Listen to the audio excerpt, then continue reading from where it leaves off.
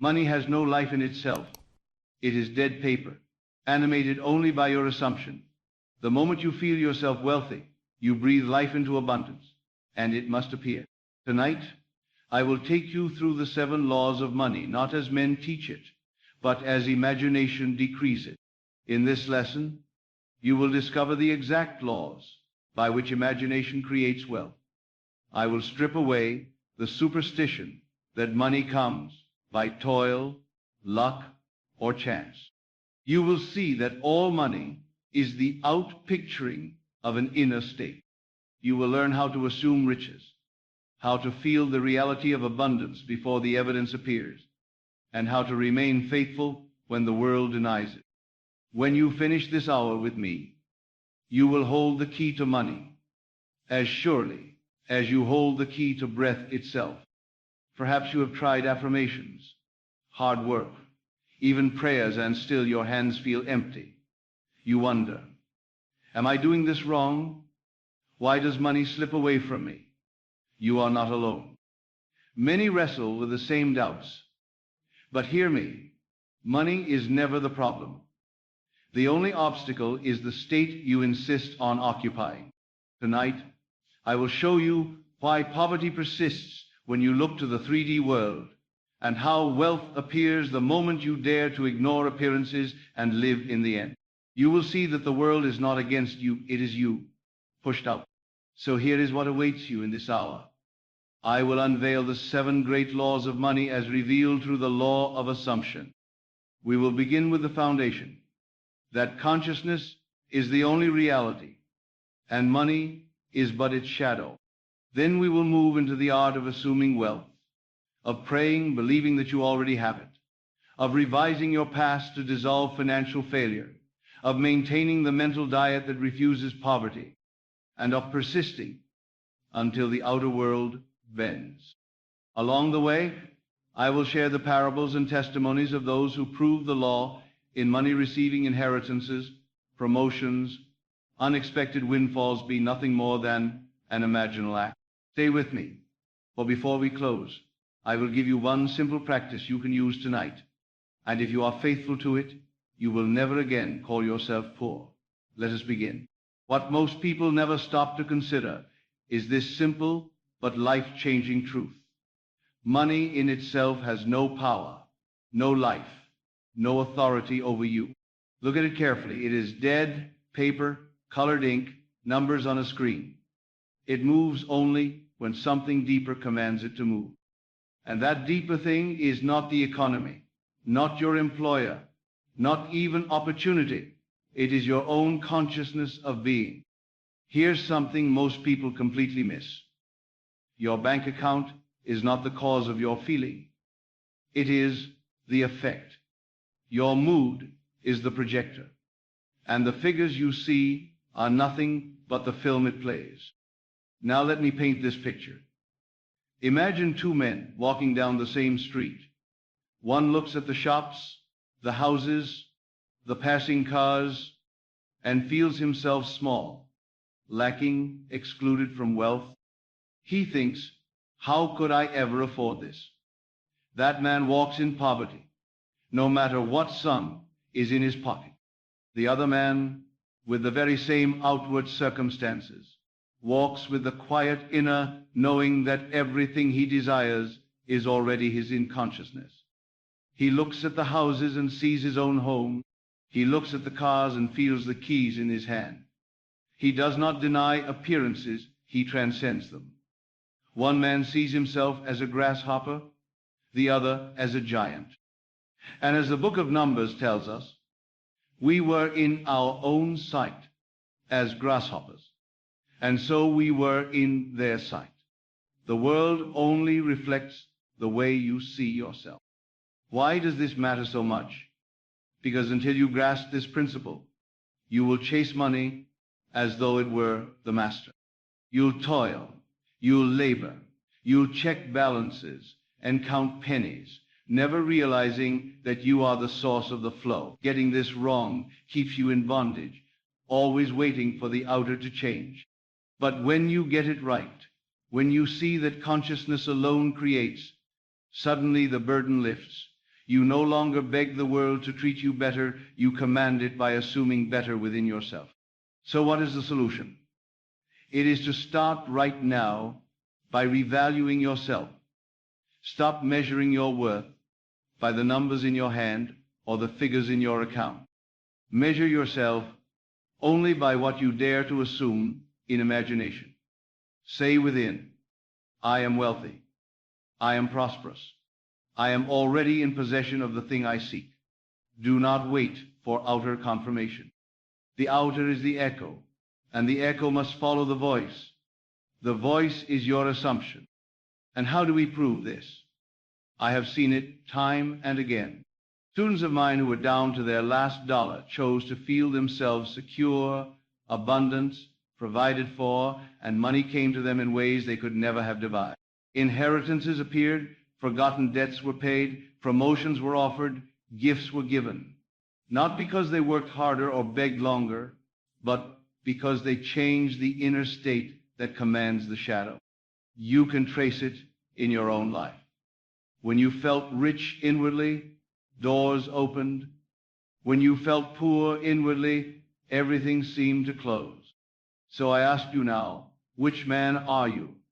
The grasshopper who sees giants, or the giant who sees grasshoppers? The choice is not made by effort or striving, but by assumption. Consciousness creates currency. Until you change that, no amount of labor will free you. But change it, and even the dead paper of money will rise and serve you as a living thing. Now here's something that will sound almost offensive to the reasoning mind. Yet it is the truth you must accept if you would ever be free. Poverty is not a lack of money. Poverty is a state of consciousness. And until that state is dissolved, no amount of external change will bring lasting wealth. Men believe they are poor because their purses are empty. But I tell you, they are empty because they first believe themselves to be poor. The cause is never the condition. The condition is always the shadow of the cause. Consider this carefully. You could give a beggar a fortune today, yet if he maintains the inner conviction that he is poor, he will be poor again tomorrow. You could strip a man of all visible wealth, yet if he holds the state of abundance within, money will find its way back to him as surely as water rushes to fill an open channel. This is why some rise again after every fall, while others fall again after every rise. The difference is not luck, not opportunity, not circumstance. It is the state they refuse to abandon. Let me show you how this plays out in life. There was a student who came to me in despair. His business was failing, creditors at his door, and he asked, "What can I do?" I told him, first, stop calling yourself a failure. Stop rehearsing lack. Dare to assume that you are already successful, already free, already abundant. He resisted at first. The outer world screamed the opposite. But he persisted in the new assumption. He walked as if he already possessed the supply he needed. He spoke as one secure. And soon, opportunities appeared. Debts were resolved. Doors opened. The world rearranged, not because of the outer struggle, but because he dropped the state of poverty and clothed himself with wealth. Why is this so? Because the world can only mirror the state you occupy. You may beg for sympathy. You may argue that conditions prove your poverty. But I tell you, conditions are powerless apart from your assumption. Once you accept that truth, you hold the key to change. Do not ask, how shall I escape poverty? Ask rather, what state am I occupying? Am I dwelling in lack, or am I dwelling in abundance? The state is the root, and the fruit must match the root. So here is how you put this into practice. Tonight, when you close your eyes, refuse to carry the old identity of one who lacks. Lay it down as you would remove a worn garment. Enter instead into the feeling of one already enriched. Feel the relief, the gratitude, the quiet dignity of one who has more than enough. Let that state be more real to you than the figures in your account. For the figures are but shadows, and the state is the cause. If you can hear me and dare to believe it, then even in the face of empty hands, you can walk in the consciousness of overflowing supply. And as surely as night follows day, the shadow world will echo back the abundance you have already claimed. Remember, poverty is not a condition. It is a state. And states are changed in the twinkling of an eye, the moment you choose to assume a higher one. Here's what most overlook, though the scriptures declare it plainly. You shall decree a thing, and it shall be established unto you. Job 22:28. Notice the simplicity. It does not say you shall toil for it, chase it, or earn it. It says you shall decree, you shall assume, you shall claim inwardly, and it will be established. This is the law of assumption. And without it, no wealth is ever made permanent. Now let's set the scene. Two men both desire riches. One prays with his lips, yet his heart whispers, I am still poor. He speaks words of prosperity, but secretly identifies as lacking. The other man says nothing aloud, but dares inwardly to feel himself already in possession of the thing he seeks. He imagines himself signing the contract, spending the money, living in the comfort of abundance. He does not wait for proof, he claims it first. Which of the two has prayed? The one who assumed. The other only confessed his doubt. Why does this matter? Because if you miss this, you will waste years repeating words with no change. You'll say, I am rich, but if you still feel poor, you are decreeing poverty.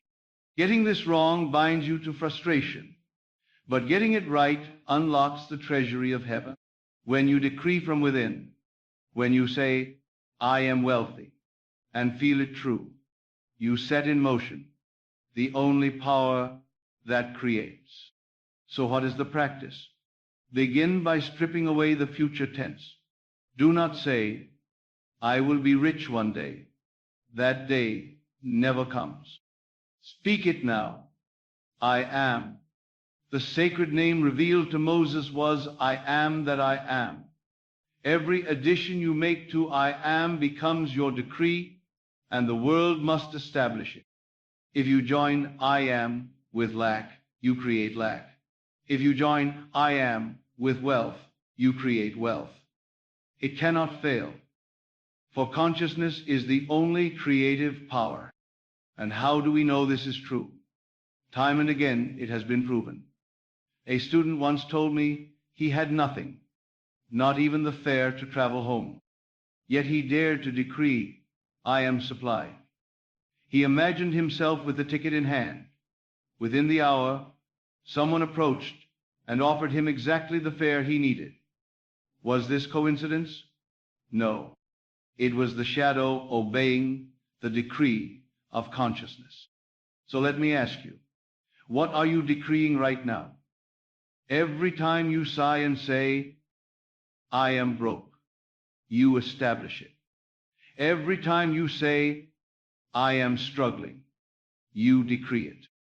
But the moment you dare to say, I am wealthy, not as a desperate wish, but as a calm inner fact, the unseen begins to rearrange, to make it so.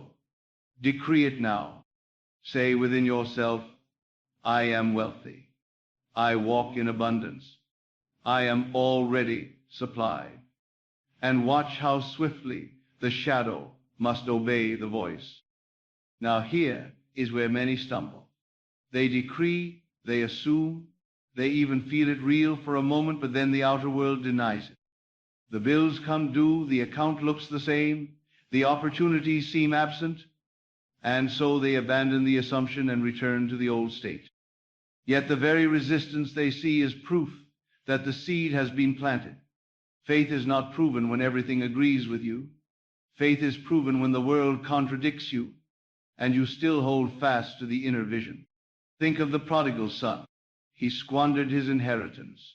Yet at the lowest point he remembered, in my Father's house there is bread enough and to spare. He turned inward to the truth of his sonship. and that remembrance lifted him home. The story is psychological. It is you, in the far country of lack, remembering your true inheritance. Do not measure by the husks in the trough. Remember who you are, and return in consciousness to the Father's house of abundance. Why does this matter so deeply? Because if you let appearances shake you, you will live as a slave to circumstance. You'll try to time your assumption by the evidence, never realizing the evidence is always delayed. But if you remain faithful amid denial, you prove mastery. The outer world, like clay, resists at first, but yield it must, for assumption is the potter. The danger is in breaking faith too soon. The glory is in persisting until the assumption feels natural, until wealth is no longer a hope, but a self-evident fact within you. So how do you do this in practice? Each time the old voice whispers, "You see, nothing has changed," answer it silently.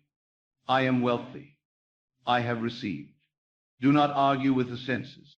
Simply turn again to the end you have already assumed. Live from it as though it were undeniable.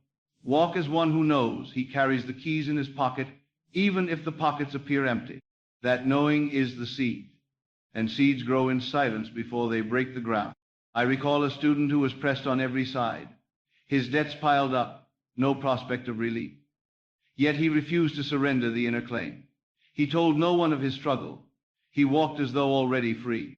And then, without warning, an inheritance was delivered to him, sufficient to cancel every debt. The world called it chance, but he knew it as law. He had remained faithful when denial shouted the loudest, and the denial itself gave way to proof. So I ask you, will you let appearances dictate your faith, or will you let faith dictate your appearances? To remain faithful amid denial is the dividing line between those who dream of wealth and those who manifest it.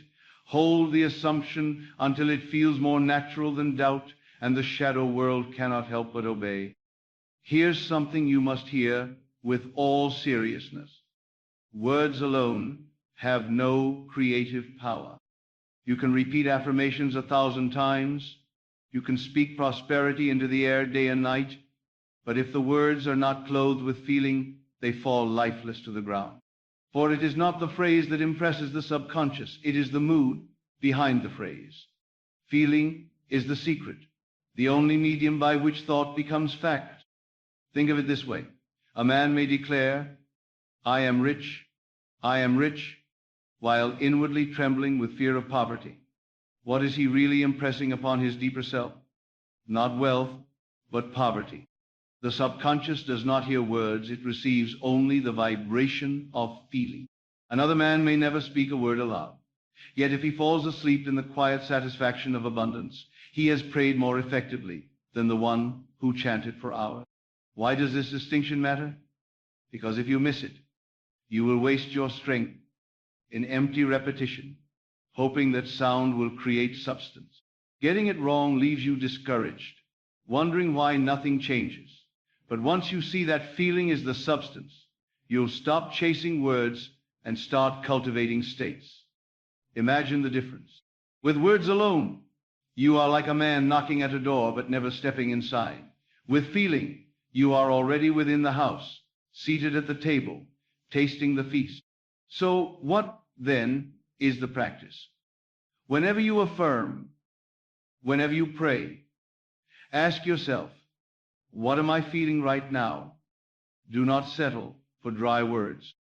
Take the phrase, I am wealthy, and sink into it until it carries emotion. Feel the relief of debts dissolve, the gratitude of supply abundant, the joy of freedom.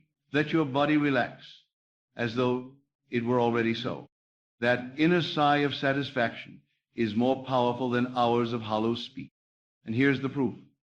I once knew a man who confessed endless affirmations of wealth, yet remained in lack. He came to me weary, saying, why is nothing changing? I asked him, when you say, I am rich, do you feel rich? He admitted, He felt nothing but doubt. I told him, then stop saying it. Instead, close your eyes and picture the scene that would imply it is true. Enter into it until you feel the thrill of its reality. That feeling is the decree. He obeyed, and within weeks unexpected money appeared, doors opened, and his world shifted, not because of the words, but because of the feeling that finally clothed them. So hear me well. Words without feeling are like a body without breath. They are dead. But once breath enters, the body lives. Once feeling enters, the word becomes flesh and dwells among us. If feeling is the secret, then feeling is also your true currency. Money itself is only the shadow, but the emotional state you dare to occupy is the coin of heaven. The word pays you not in response to your effort alone, but in response to the vibration you carry within. And here's what most miss. You cannot wait for money to arrive before you feel wealthy. You must feel wealthy first, and money will arrive as the natural consequence. Think of it as exchange. When you walk in the emotional state of lack, you are constantly paying life with fear, with worry, with dissatisfaction, and life returns to you more of the same. But when you pay with the emotional currency of abundance, gratitude, relief, security, joy, life has no choice but to mirror that wealth. The outer exchange follows the inner deposit. Let me give you a picture. Imagine a man standing in front of a mirror. He frowns, and the reflection frowns back. He smiles, and the reflection smiles back. Now imagine that same man waiting for the reflection to smile before he dares to smile himself. He would wait forever, would he not? That is exactly how most treat money. They wait for the balance to change before they dare to feel secure. But the mirror of life will only show them what they first express within. Why is this so powerful? Because once you realize that feeling is the only tender the universe accepts, you stop fighting appearances. You stop asking, when will money come? And start declaring, I feel it now. That simple shift dissolves resistance. You walk into the store, not as a beggar hoping to afford, but as one who already carries the means. You sit at home, not as one waiting, but as one at rest in supply. That rest is your proof. So how do you practice this emotional currency? Each day, deliberately summon the feeling of already possessing what you desire. Don't imagine stacks of money alone. Imagine the relief of bills paid, the gratitude of giving freely, the satisfaction of never needing to check the balance again. Let your body register it. Breathe easier, shoulders relax, heart lighten. That bodily shift is the evidence of true feeling. Carry it through your day and watch how quickly the shadow world bends. I recall a woman who applied this faithfully.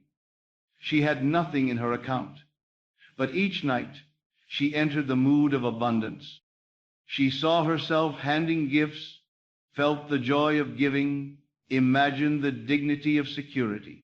Within a short season, money came in unexpected ways. A raise at work, debts forgiven, even gifts pressed upon her by friends. The outer had to match the inner currency she was already spending. So I tell you, spend boldly.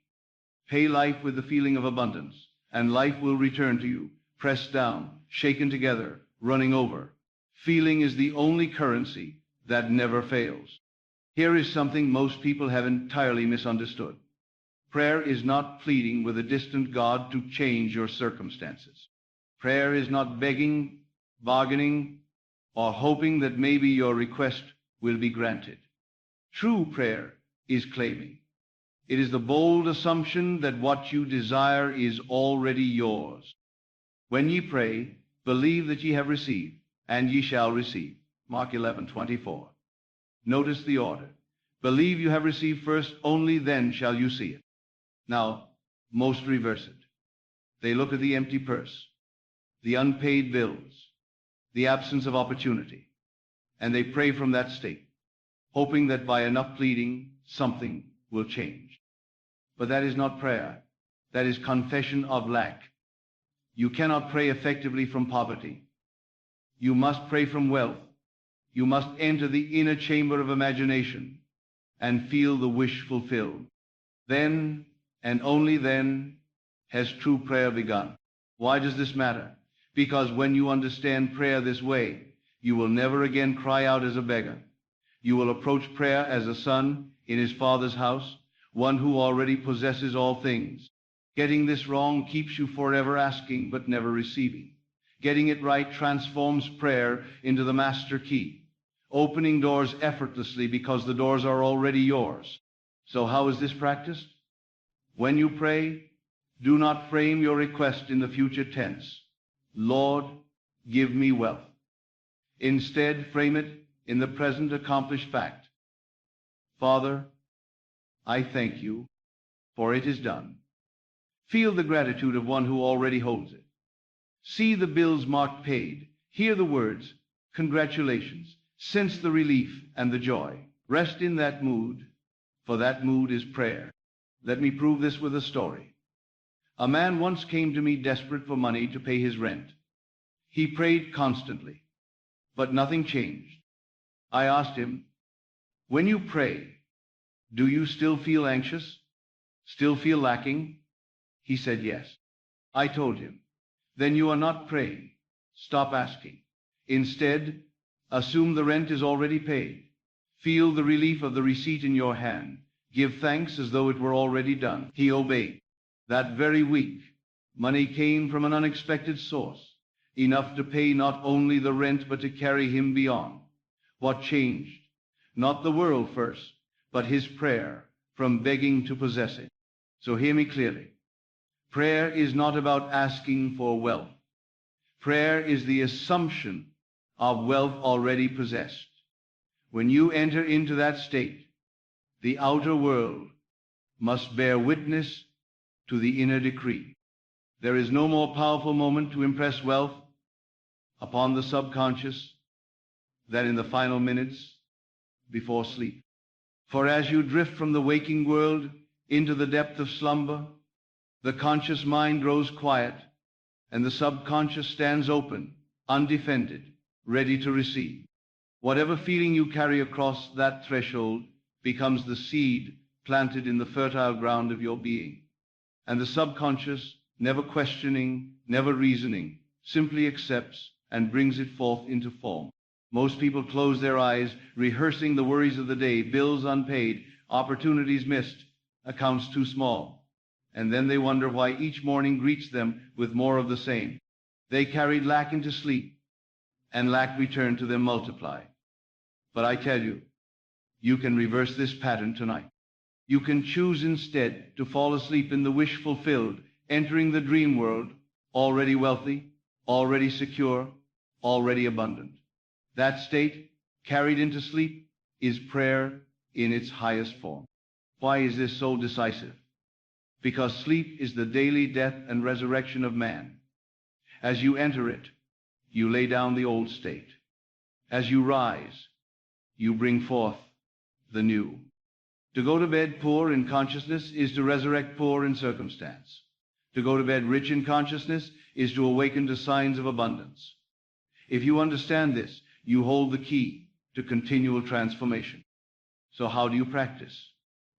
As you lie down at night, quiet the mind. Refuse to replay the anxieties of the day. Instead, select one simple imaginal scene that would imply your financial freedom is already real. It might be the feeling of shaking a friend's hand as he congratulates you, or seeing the word paid stamped across a bill, or simply resting in the quiet dignity of never needing to count change again. Let that scene play gently, not with strain, but with ease, until it carries the feeling of reality. Then surrender to sleep in that mood, letting the subconscious take over. I have taught this to many. One student, drowning in debt, chose each night to imagine herself holding a bank statement that showed more than enough. She felt the joy, the relief, and drifted into sleep with that feeling. Within a month, unexpected opportunities arose: a promotion at work, gifts from family, even a forgotten account revealed in her favor. Was it chance? No, it was the law. She entered sleep with riches, and the subconscious brought them forth. So I tell you, guard the doorway of sleep as the holiest hour of your day. Do not let poverty be the last garment you wear at night. Clothe yourself in wealth before you surrender, and wealth will clothe you when you rise. Enter, sleep with riches, and you will awaken to their shadow in the world. Here is a truth most have never been told. The past does not bind you. Your mistakes, your losses, your so-called failures, none of these have any real power, except the power you give them by remembering them as final. You are not chained to yesterday.